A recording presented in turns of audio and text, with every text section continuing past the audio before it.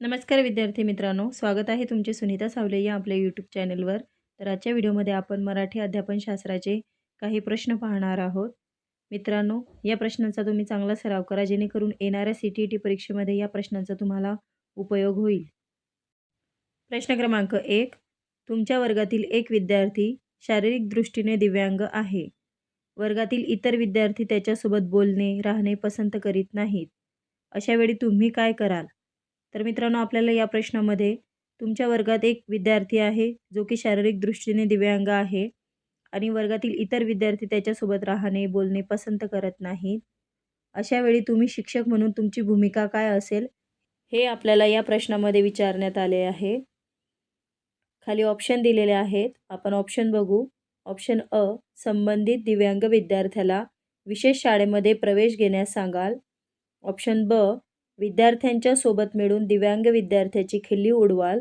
Option क, वर्गातील विद्यार्थ्यांच्या आपापसातील समस्यांकडे लक्ष घालणार नाही. ऑप्शन ड, वर्गातील खिल्ली उडवणाऱ्या विद्यार्थ्यांना असे न करण्यास समजवाल. तर यामध्ये बघा, ऑप्शन अ मध्ये संबंधित दिव्यांग विद्यार्थ्याला विशेष शाळेमध्ये प्रवेश घेण्यास सांगाल.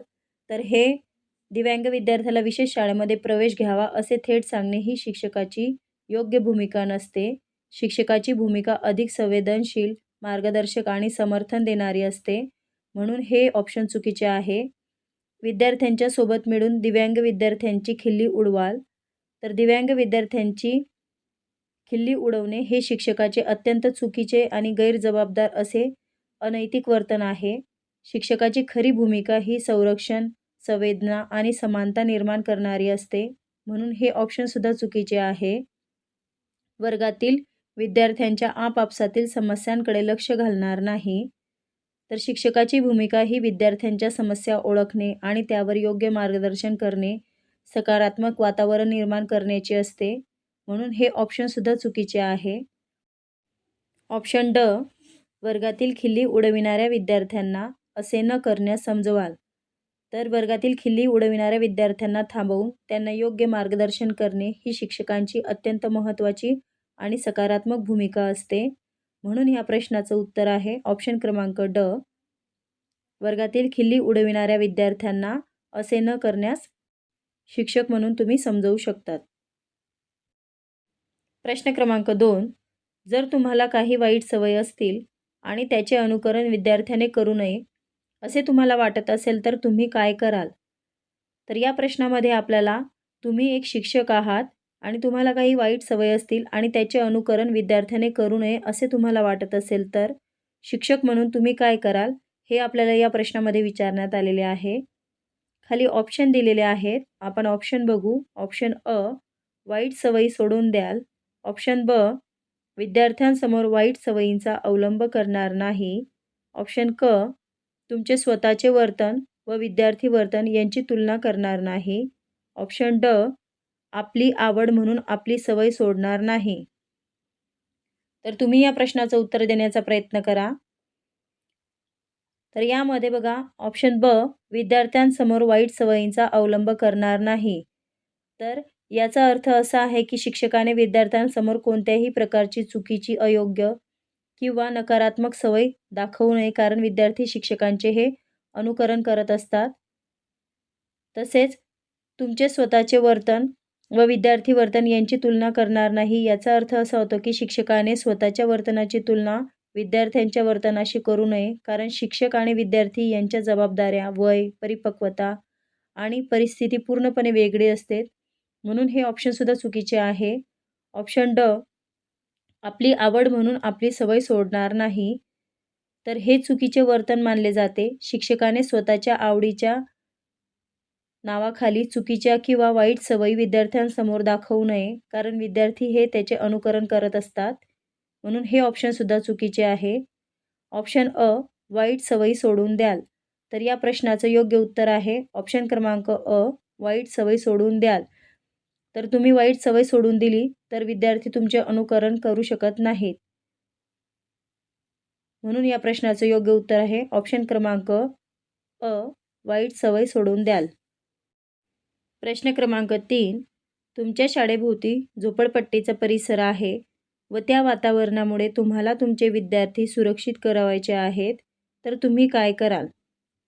तर या प्रश्नामध्ये तुम्ही एक शिक्षक आहात. तुमच्या शाळेच्या भोवती झोपडपट्टीचा परिसर आहे व त्या वातावरणामुळे तुम्हाला तुमचे विद्यार्थी सुरक्षित करायचे आहेत, तर तुम्ही शिक्षक म्हणून तुमची भूमिका काय असेल हे आपल्याला विचारण्यात आलेले आहे. खाली ऑप्शन दिलेले आहेत, आपण ऑप्शन बघू. ऑप्शन ब, झोपडपट्टी हटविण्यासाठी विद्यार्थ्यांना आंदोलन करण्यास प्रेरित कराल. तर शिक्षक म्हणून विद्यार्थ्यांना झोपडपट्टी हटविण्यासाठी थेट आंदोलन करण्यास प्रेरित करणे हे योग्य नाही. विद्यार्थ्यांना राजकीय, सामाजिक आंदोलनात उतरवणे हे शालेय शिस्त व सुरक्षिततेच्या दृष्टीने अयोग्य ठरू शकते. म्हणून हे ऑप्शन चुकीचे आहे. ऑप्शन क, झोपडपट्टीतील लोकांचे जीवनमान सुधाराल. तर हे ऑप्शनसुद्धा चुकीचे आहे. ऑप्शन ड, शाळेच्या व्यवस्थापन मंडळाच्या सहकार्याने शासनाकडे झोपडपट्टी हटविण्यासाठी प्रयत्नशील राहा. तर हे ऑप्शनसुद्धा चुकीचे आहे. तुम्ही शाळेच्या व्यवस्थापन मंडळाच्या सहकार्याने शासनाकडे झोपडपट्टी हटविण्यासाठी मागणी करू शकत नाही किंवा प्रयत्नशीलसुद्धा राहू शकत नाही. तर हे ऑप्शनसुद्धा चुकीचे आहे. ऑप्शन अ, तर झोपडपट्टीतील काही वाम मार्गाच्या वर्तनापासून अलिप्त राहण्यासाठी कोणती सावधगिरी बाळगली पाहिजे याचे तुमच्या विद्यार्थ्यांना प्रशिक्षण द्याल. तर शिक्षक म्हणून तुम्ही ही भूमिका करू शकतात की झोपडपट्टीतील काही वाम मार्गाच्या वर्तनापासून आपल्या विद्यार्थ्यांना सावधगिरी बाळगली पाहिजे याचे तुम्ही तुमच्या विद्यार्थ्यांना प्रशिक्षण देऊ शकाल. तर म्हणून या प्रश्नाचं योग्य उत्तर आहे ऑप्शन क्रमांक अ, हे योग्य आहे. प्रश्न क्रमांक 4, अध्ययनासंदर्भात स्कॅलफोल्डिंग ही संज्ञा काय सूचित करते? तर आपल्याला या प्रश्नामध्ये अध्ययनासंदर्भात स्कॅलफोल्डिंग ही संज्ञा काय सूचित करते हे आपल्याला या प्रश्नामध्ये विचारण्यात आलेले आहे. खाली आपल्याला ऑप्शन दिलेले आहेत, आपण ऑप्शन बघू. ऑप्शन अ, अगोदर अध्यापन केलेल्या पाठ्यविषयाची पुनरावृत्ती करणे. ऑप्शन ब, वयानुरूप शिक्षण देणे. ऑप्शन क, अनुभवीकडून अध्ययनार्थ्याला अध्ययनात अडचणीपुरती मदत करून प्रेरणा देणे. ऑप्शन ड, विद्यार्थ्यांकडून होणाऱ्या चुकांचा शोध घेणे. तुम्ही या प्रश्नाचं उत्तर देण्याचा प्रयत्न करा. या प्रश्नाचं योग्य उत्तर आहे ऑप्शन क्रमांक क, अनुभवीकडून अध्ययनार्थ्याला अध्ययनात अडचणीपुरती मदत करून प्रेरणा देणे.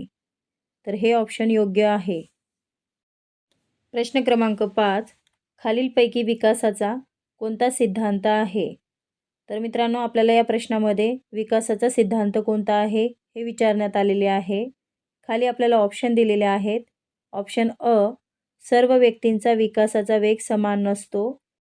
ऑप्शन ब, विकास हा सूक्ष्माकडून स्थूलाकडे होतो.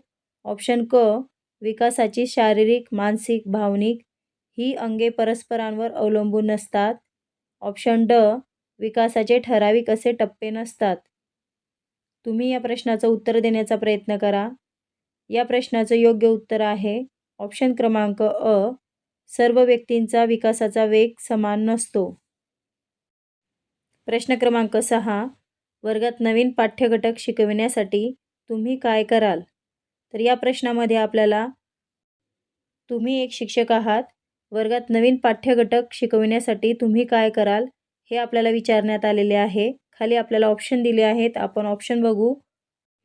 ऑप्शन ब, टी व्हीवर चित्रपटातील दृश्य दाखवाल. तर हे ऑप्शन चुकीचे आहे. ऑप्शन क, विद्यार्थ्यांना शांत बसण्याची सूचना कराल. तर विद्यार्थ्यांना आपण शांत बसण्याची सूचना करणे हे ऑप्शनसुद्धा चुकीचे आहे. ऑप्शन ड, विद्यार्थ्यांना आपापसात नवीन पाठ्यघटकाची चर्चा करण्यास सांगाल. तर आपण एखादा नवीन पाठ्यघटक विद्यार्थ्यांना शिकवताना विद्यार्थ्यांना आपापसात नवीन पाठ्यघटकाची चर्चा करण्यास सांगणे हे ऑप्शनसुद्धा चुकीचे आहे. ऑप्शन अ, विद्यार्थ्यांना प्रश्न विचारून त्यांच्या ज्ञानाचा स्तर जाणाल. तर हे ऑप्शन बरोबर आहे. विद्यार्थ्यांना आपण आधी नवीन पाठ्यघटक शिकवताना विद्यार्थ्यांना प्रश्न विचारून आपण विद्यार्थ्यांच्या ज्ञानाचा स्तर जाणून घेऊ शकतो. म्हणून हे ऑप्शन बरोबर आहे. प्रश्न क्रमांक 7, वर्गात जे विद्यार्थी प्रश्न विचारतात त्यांना रिकामी जागा. तर या प्रश्नामध्ये आपल्याला वर्गात जे विद्यार्थी प्रश्न विचारतात त्यांना शिक्षक म्हणून तुम्ही काय कराल हे विचारण्यात आलेले आहे. खाली आपल्याला ऑप्शन दिलेले आहेत. आपण ऑप्शन बघू. ऑप्शन अ, वर्गाबाहेर भेटण्यास सांगावे. तर वारंवार प्रश्न विचारणाऱ्या विद्यार्थ्यांना आपण वर्गाबाहेर भेटण्यास सांगावे हे चुकीचे आहे. वारंवार प्रश्न विचारणे हे विद्यार्थ्यांची जिज्ञासा व शिकण्याची इच्छा दर्शविते. अशा विद्यार्थ्यांना बाहेर बोलवल्यास त्यांचा उत्साह कमी होऊ शकतो व त्यामुळे इतर विद्यार्थ्यांनाही प्रश्न विचारण्याची भीती वाटू शकते. म्हणून हे ऑप्शन चुकीचे आहे. ऑप्शन ब, वर्गातच वारंवार प्रश्न विचारू नये अशी सूचना करावी. तर प्रश्न विचारणे ही सक्रिय अध्ययनाची खूण आहे. वर्गात प्रश्न विचारण्याचे स्वातंत्र्य कमी झाल्यास भीतीचे वातावरण निर्माण होते व विद्यार्थ्यांचा सहभाग व संवाद कमी होतो. म्हणून हे ऑप्शनसुद्धा चुकीचे आहे.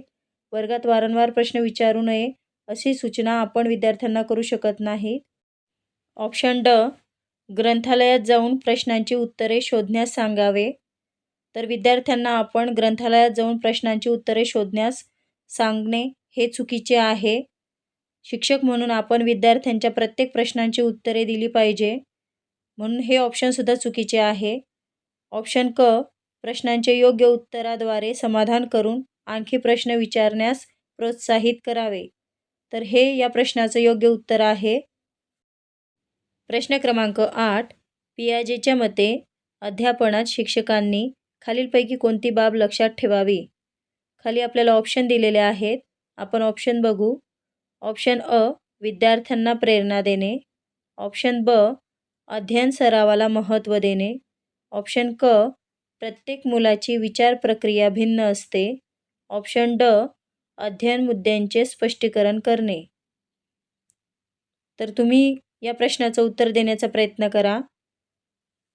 या प्रश्नाचं योग्य उत्तर आहे ऑप्शन क्रमांक क, प्रत्येक मुलाची विचार प्रक्रिया भिन्न असते. प्रश्न क्रमांक 9, वर्गातील एक मुलगा नेहमी आपल्या सहकाऱ्यांशी भांडतो. अशा वेळी शिक्षक म्हणून तुम्ही काय कराल. खाली आपल्याला ऑप्शन दिलेले आहेत. आपण ऑप्शन बघू. ऑप्शन अ, त्याच्या आईवडिलांना पत्र लिहाल. ऑप्शन ब, त्या मुलाचे नाव पटावरून कमी कराल. ऑप्शन क, त्याच्या भांडण्यामागील कारणे जाणून योग्य उपाययोजना कराल. ऑप्शन ड, त्याच्या सहकाऱ्यांना भांडखोर मुलास धडा शिकविण्यास सांगाल. या प्रश्नाचं उत्तर तुम्ही देण्याचा प्रयत्न करा. त्याच्या आईवडिलांना पत्र लिहाल तर हे ऑप्शन चुकीचे आहे. त्या मुलाचे नाव पटावरून कमी कराल. तुम्ही शिक्षक म्हणून विद्यार्थ्यांचे पटावरून नाव कमी करू शकत नाही. म्हणून हे ऑप्शनसुद्धा चुकीचे आहे. त्याच्या सहकाऱ्यांना भांडखोर मुलास धडा शिकवण्यास सांगाल तर हे ऑप्शनसुद्धा चुकीचे आहे. ऑप्शन क, त्याच्या भांडण्यामागील कारणे जाणून योग्य उपाययोजना कराल. तर हे शिक्षक म्हणून तुम्ही उपाययोजना करू शकाल की त्याच्या भांडण्यामागील कारणे जाणून त्यावर योग्य उपाययोजना करणे ही शिक्षकाची भूमिका आहे. म्हणून या प्रश्नाचं योग्य उत्तर आहे ऑप्शन क. प्रश्न क्रमांक 10, फ्राईडच्या मते इदम, अहम व पराहम यांच्या मुळाशी रिकामी जागा चेतना आहे. तर खाली आपल्याला ऑप्शन दिलेले आहेत. आपण ऑप्शन बघू. ऑप्शन अ, दिव्य. ऑप्शन ब, काम. ऑप्शन क, आत्मा. ऑप्शन ड, बाह्य. इदम, अहम, पराहम हे 3 घटक सिग्मंड फ्राईड यांनी सांगितलेले आहेत. तर इदम हे सुखतत्वाशी संबंधित आहेत. अहम हे वास्तवाशी संबंधित आहे आणि पराहम हे मूल्यांशी संबंधित आहे. तर मित्रांनो, तुम्ही या प्रश्नाचं उत्तर कमेंट बॉक्समध्ये कमेंट करून सांगा. व्हिडिओ आवडल्यास लाईक, शेअर अँड सबस्क्राईब करा. धन्यवाद.